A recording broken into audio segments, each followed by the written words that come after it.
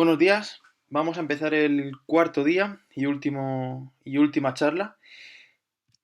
Hoy vamos a ver un poquito todo lo práctico relacionado con esto de la potencia de carrera. Vamos a ver pues algunos test, zonas de entrenamiento y algunos ejemplos prácticos y alguna herramienta que podéis utilizar vosotros con vuestros deportistas.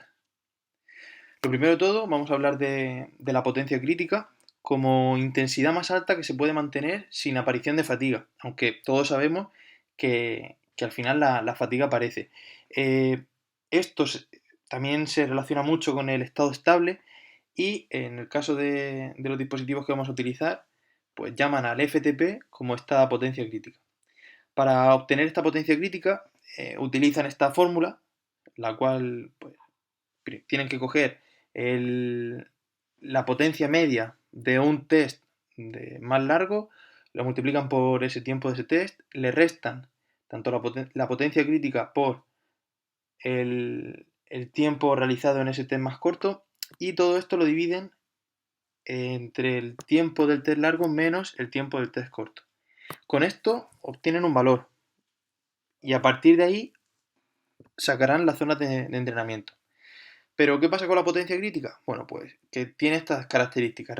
Requiere de esfuerzos máximos. Es decir, tenemos que motivar a los deportistas a que el esfuerzo que vayan a hacer sea realmente máximo. La recuperación debe permitir a cada sujeto volver al estado basal o intentar paliar el efecto del primer test. Siempre hay que intentar hacer estos test en las mismas condiciones, mismas zapatillas, intentar, si es posible, que sean a la misma hora del día, ¿vale? Para prevenir el efecto del ritmo circadiano, misma comida, o sea, lo ideal sería que lo hicieran todo igual en cada una de las sesiones.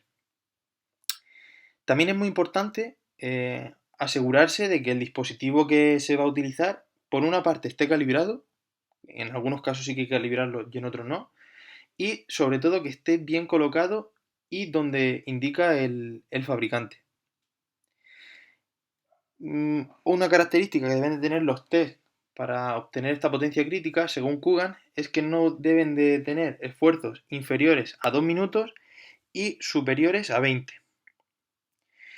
ya que superiores, o sea, esfuerzos superiores van a llevar a un estrés psicológico también al deportista que muchas veces es difícil de mantener. Y pues hay que adaptar estos test a las características de los propios entrenamientos. Es decir, si estamos trabajando con corredores de trail y ellos van a entrenar siempre en el monte, pues estos test deberemos de hacerlos en el terreno en el que ellos van a entrenar. Y otros software como VKO5 pues estiman esta potencia crítica o FTP con el resultado de todos los entrenamientos que se van haciendo con los potenciómetros de carrera. Y aparte, bueno, ahora también os comentaré una, una métrica que calculan que también es bastante interesante y que no aparece en el Power Center, en el software de, por ejemplo, de Stride. Los protocolos para testar esta potencia crítica pues incluyen un protocolo de 3 a 6 vueltas, ¿vale? Lo hacen por vueltas en una pista de atletismo con un calentamiento de 5 minutos, donde indican que hay que hacer dos sprints de unos 100 metros a un 80% de intensidad. Después hay que hacer 800 metros a un ritmo cómodo por dentro de la pista para todo el tema de habituamiento a correr en la pista. Sobre todo esto va indicado a corredores más nobles. Y 5 minutos de reposo. Tras estos 5 minutos comenzaremos 6 vueltas a tope, 2400 metros. Bueno, cuando pongo a tope significa que tiene que ser un ejercicio all out, ¿vale? Que acaben casi eh, pues, muy fatigado y que den su 100%. Después de esto van a hacer 30 minutos de recuperación, caminando o trotando. Y otras 3 vueltas, 1200 metros, y bueno, vuelven a correr a una intensidad constante para de vuelta a la calma. Otra variable sería el de 3-9, pues un poco las mismas indicaciones, nada más que con un protocolo inicial de 9 minutos all out y un test de 3 minutos. Hay autores que dicen que Cuanto más largos sean estos test, pues mejores datos van a poder obtener de potencia crítica. Pues Paladino, Steve Paladino, que tiene un canal de Facebook pues muy interesante y que os recomiendo a todos que os metáis, habla de que para personas muy experimentadas, test de 5 minutos en corto y unos 15 minutos de 15 a 20 en largo va a hacer que estos datos sean todavía mucho más precisos. Y otro que sinceramente no lo recomiendo mucho porque al final es muy extenuante y sobre todo la carga psicológica que tiene es importante, sería hacer un all-out de 30 minutos, no 30 segundos como aparece ahí. Y después de esto utiliza los últimos 20 minutos como potencia, como FTP, ¿vale? Como potencia crítica.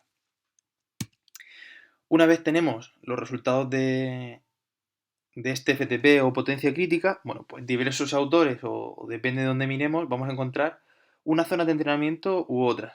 Y como podéis ver aquí, pues tenemos Stride, Steve Paladino también hace su propuesta, Jim Mancy en su libro y Van Dyck y Megen, que también en su libro también hacen otra propuesta distinta. Pero al final todo basado en este FTP o potencia crítica que hemos calculado anteriormente. Vale.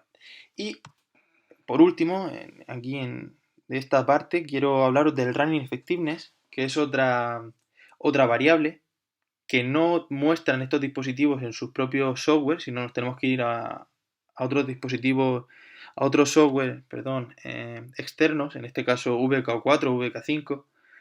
Y este running effectiveness lo que nos muestra es el ratio de velocidad en relación a la potencia. Se calcula como el cociente de la velocidad partido de la potencia y nos indica que un atleta con más running effectiveness tiene una mayor efectividad a la hora de convertir la potencia producida en velocidad y por lo tanto en un avance. No hay que confundir este término con el término de running economy o de economía de carrera.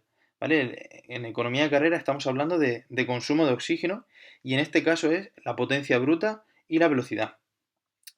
Running effectiveness que están en torno a 0,99 o 1,01 se consideran que están en la media. Por debajo estaríamos hablando de que están debajo de la media y son corredores pues, poco efectivos, no eficientes. Vamos a hablar de efectivos, aunque no suene muy bien. Gente con un running effectiveness de más de 1,01 tienen una condición buena, muy buena, y bueno, estos valores yo nunca los he visto en nadie, más de 1,05 que son pues, lo que tendrían los corredores top hoy en día. Este running effectiveness está también muy relacionado, como podéis intuir, con variables como la potencia horizontal o la form power, ¿vale? Al final, lo que está haciendo es ver qué potencia nos está ayudando a avanzar. Entonces, conforme mejor, cuanto menos form power tengamos, tendremos, por lo tanto, más horizontal power, es decir, más potencia que nos permite avanzar y por lo tanto pues, tendremos un mejor running effectiveness. Bien, ahora lo que quiero enseñaros es esto, es una calculadora. Perdón, vamos a ver primero una carrera de un sujeto. Este sujeto pues realizó una carrera de 14 kilómetros, ¿vale? Donde estuvo 59 minutos 30 segundos en movimiento, obtuvo una potencia media de 298 y tuvo una cadencia de 173 pasos por minuto y una form power de 78 vatios. Tiempo de contacto, como ayer veíamos, de 228 y un leg spring stiffness bueno, ¿vale? De 10,6 kN por metro. Una oscilación vertical de 7,82. Normalmente, bueno, ahora vamos a ver otra carrera de esta persona y vamos a ver cómo es esta potencia, perdón, esta eh, verticalidad, ¿vale? Oscilación vertical que tiene. Y bueno, en este caso utiliza el Stride del último modelo que también tiene en cuenta el viento y nos da pues que el 2% de esta potencia viene dado a la resistencia del viento.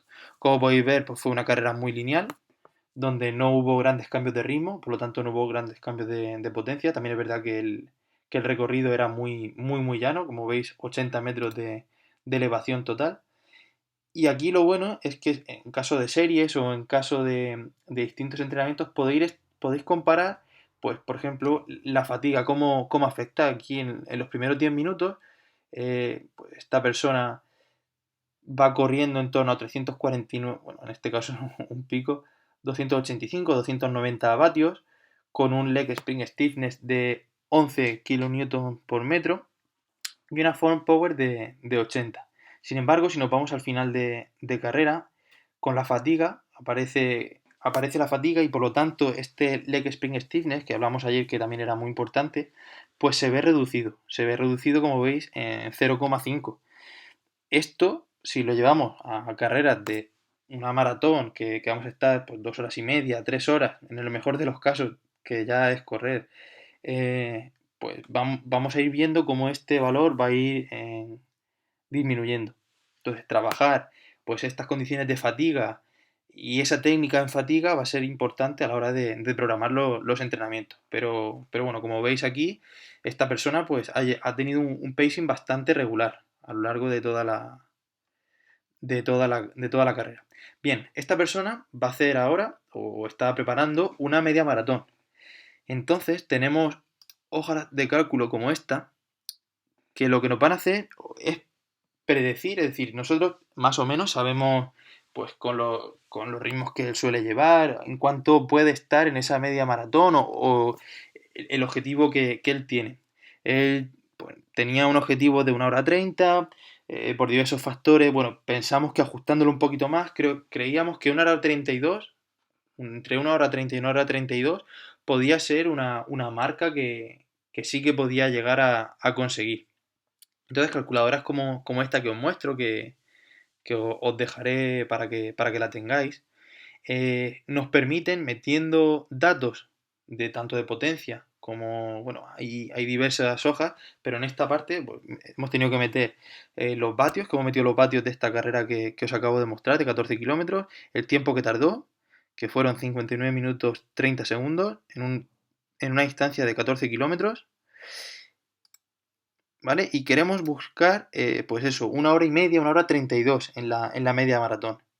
El Rieger Exponent es un factor de corrección bueno, nos indica, pues, en este caso lo hemos puesto manualmente, pero también le podemos hacer que nos lo busque, ¿vale? Si metiéramos aquí eh, algún valor más, pues no lo estaría buscando, pero bueno, nosotros vamos a poner 0,7, menos 0,07, que es lo que normalmente le pongo a gente amateur, ¿vale? Gente amateur va a tener este valor, gente muy novel va a tener un valor superior, en torno a menos 0,08, llegando hasta menos 0,10, ¿vale? Pero en ninguno de los casos superar eso y por debajo tampoco superar el menos 0,05, que ya es una persona que se estaría moviendo en ritmos de maratón en torno por debajo de las 2 horas 30, que eso ya son palabras mayores. Bueno, pues nosotros le damos esta información a la hoja de cálculo y le decimos bueno, que la primera toma fue tomada pues a 0 metros, 15 grados centígrados, un 80% de humedad, y como la carrera que va a hacer es en la misma zona, aproximadamente unos 5 kilómetros de distancia de esta primera carrera que hemos mostrado, pues le vamos a meter los mismos datos. Esto está bien porque si sabemos que, bueno, que yo voy a correr hoy aquí, que estoy a nivel del mar, donde yo vivo en Cartagena, y mañana me voy a ir a correr pues a Madrid, pues poder meter las características que tiene Madrid. Entonces nos ajusta este environment, el entorno, ¿vale? Y nos propone una potencia. Nos propone una potencia. En este caso, 285,2 vatios. Nos dice que si este sujeto, con el peso que tiene, con las características que tiene, realiza a 285 vatios esa media maratón, va a conseguir muy probablemente su objetivo, la 1 hora 32. Bueno, pues semanas más tarde hizo esa media maratón y aquí tenéis lo que se obtuvo. Media maratón de Murcia, 1 hora 32:20 a una potencia media de 288 vatios. Como veis, el porcentaje de aire era el mismo, es decir, unas condiciones muy parecidas. Y aquí, tras unas semanas de entrenamiento, este leg spring stiffness subió. ¿Qué nos indica esto? Que sus músculos fueron capaces durante más tiempo de estar rebotando de una manera más óptima. ¿Vale? Como podéis ver aquí, pues esta Form Power, la técnica podríamos decir que mejoró porque tuvo una componente más horizontal. Aquí tenía 76 vatios frente a 78 aquí. El tiempo de contacto también se vio reducido de 222 milisegundos y previamente había tenido 228. Bueno, corrió de una manera técnicamente, podríamos intuir, porque no podemos tampoco asegurar, técnicamente mejor. Una oscilación vertical también algo menor. Esto está muy bien y os quiero enseñar un poquito más todas las opciones que tiene esta hoja. Esta hoja es infinita. En esta hoja, pues para no tener que estar haciendo los cálculos que hemos hablado antes de lo que sería la potencia crítica, pues bueno, pues nos vienen pues otras hojas, como por ejemplo aquí. En esta hoja, bueno, le clicamos, nos va a cargar lo necesario y nos dice que pues tenemos que poner el peso del deportista de manera opcional y aquí nos va diciendo lo que tenemos que ir siguiendo. Pues tenemos que rellenar el field stride weight, pues rellenar el peso de stride. ¿En dónde? En basic data. Pues basic data es la main, ¿vale? Lo que hablaríamos como main. Después en environment adjustment tendríamos que irnos aquí y meter pues la altitud típica de entrenamiento, la humedad que más o menos está haciendo, la temperatura. Y entonces nos dice que nos vayamos a la Activity tab. Vale, pues vamos a la hoja de actividades. Y aquí, en azul, nos dice las cosas que son opcionales, pues, la descripción, el día. Y nos dice que tenemos que poner la potencia en vatios y el tiempo, pues al final para que pueda calcular. Ojo, porque aquí hay que tener cuidado, muchas veces nos está pidiendo más cosas y no encontramos de dónde, porque a veces nos pide más variables que aparecen aquí en el lado, pero tenemos que mover esta columna. Pero bueno, en este caso no es necesario. Bueno, pues en este caso diríamos, vamos a poner que hizo 300 vatios en 0 horas 15 minutos 00, ¿vale? Y vamos a poner que hizo 285 en una hora. En una hora, perdón, 1 hora 15 00. Bien, pues nos venimos otra vez a main. Tenemos que meterle aquí el peso. Vamos a ponerle que este sujeto pesa unos 70 kilos. ¿Vale? Ponemos estas características y aquí nos dice, bueno, pues su potencia crítica está en torno a los 281 vatios, lo que supone 4,018 vatio kilo, que el FRC, que se llama en VKO, o la capacidad anaeróbica, son 16.875 kilojulios. Y bueno, aquí dice, oye, aquí hay algo que no me cuadra, porque normalmente este valor está entre 4 y 12 kilojulios, ¿vale? Perdón, he dicho 16.000, son FRC sí que se expresa en esas unidades, ¿vale? Entonces sí que te da como aviso de qué es lo que estás haciendo mal. Por otra parte, pues también tenemos pues sabiendo esto, ya nos dice, ya lo tenemos, entonces tendríamos que meterle aquí, pues una potencia, perdón, aquí, una potencia crítica, pues 285, ¿vale? Y automáticamente, a ver, nos tendría que estar, perdón, se lo tenemos que seleccionar, que queremos aquí. le tenemos que seleccionar que lo que queremos hacer es calcular las zonas. Entonces nos habilita esta página, ya le metemos, nos coge los datos de la otra, 70 kilos, 285 vatios, y ajustado por el tema del entorno son 298, y ya pues nos da todas las zonas. Que las queremos por Bandisk, pues le clicamos y ya nos da las zonas por Bandisk. Entonces, esta herramienta es algo súper interesante y algo bueno, que es verdad que es un poco a veces lioso y cuesta bastante entender y demás, pero que Steve Paladino, que es el autor de esta hoja de cálculo, se lo ha currado muchísimo y creo que es interesante que lo tengáis. De todas formas, lo podéis encontrar en su página de Facebook que se llama Paladino Power Project y es verdad que hay muchísima información de todo lo relacionado con el entrenamiento por potencia en carrera. Y bueno, esto es todo. Espero que os haya sido de utilidad estas 4 charlas y que, oye, que empecéis a utilizar el entrenamiento por potencia en carrera y que vayáis jugando, porque al final lo bonito de todo esto es ir probando, ir jugando, ver qué pasa con un sujeto, ver qué pasa con otro y vamos, creo que el futuro de la carrera a pie pues pasa un poco por controlar todo esto. Pues muchas gracias y estoy a vuestra disposición para cualquier duda.